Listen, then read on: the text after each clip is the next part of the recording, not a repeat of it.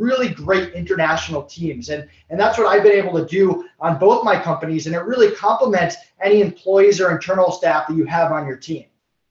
And it does require organizational skills, and it requires management skills, and it requires leadership skills. And those things are scary, but the good thing about that is there are things that you can learn, and there are good tips and easy tips and techniques that you can use and learn and do research on to help you get more and more out of your team. And it's not a one and done. You don't just become a manager and you're like, that's it, I can manage people. It's a constant learning experience. You learn from your mistakes, you learn from your good experiences, and you continue to improve your systems and processes so that you can have better and better experiences with the people that are doing work for your company.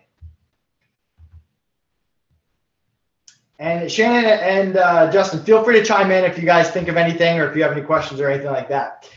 So why hire a remote team? Managing tasks takes time. Doing tasks takes time. There's only a certain amount of hours in the day. Eventually, you're going to run out of that time. So I encourage you early to create a list of everything that you're doing on a day-to-day and week-to-week basis. Order it from easiest to hardest and baby steps. Start off small and start building from there. You really want to take those small things off your plate so that you can focus on expansion, sales, and marketing. And that's really what it's all about. You guys there? I just lost you for a second. I'll keep going. Yeah, we're here. All right, cool.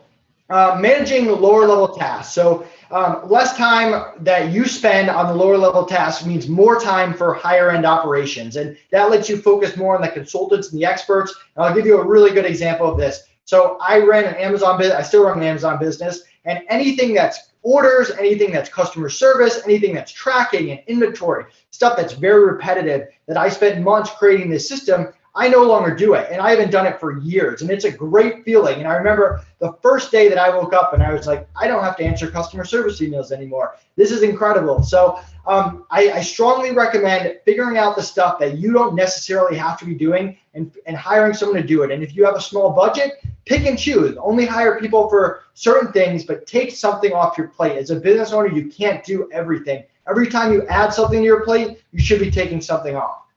And your time is important. I tell my clients this all the time. Value your time at an incredibly high level. It's really the only thing you have in business is your time. You should value your clients' time, your customers' time, your workers' time. You have to value all time at a very high level. And the best part about that is when you outsource properly and you have a team to get stuff done, the amount of free time you have or the amount of time that you have to invest back into your company expands rapidly. Before I jump into what if I want a large team, just like I mentioned, there's two ways to go in and hire workers. There's two ways to use outsourcing or hiring to your advantage. So one is that free life business where you have a business, it's running, you're not working 40 hours a week, maybe you're working 30, 20, 10, whatever it is, and your business is still running, you're still making money. You have more time for your friends, your family. There's a lot of benefits for that. Or you're like me and you're a serial entrepreneur, and no matter how much time you take off your plate, you're reinvesting that back into the business, which is great as well. And what outsourcing and hiring and getting contractors allows you to do is really refocus your energy on parts of the business that you should be focusing on. So I just want you to keep that in mind, that you can do either one of those ways. There's no right or wrong answer, but you need hiring to be able to do both of them. So what if I want a large team? And obviously, if you've never hired before, I encourage you to start small. But do you want a team of 50 plus workers? For me, I have a team of around 20, and it's incredible.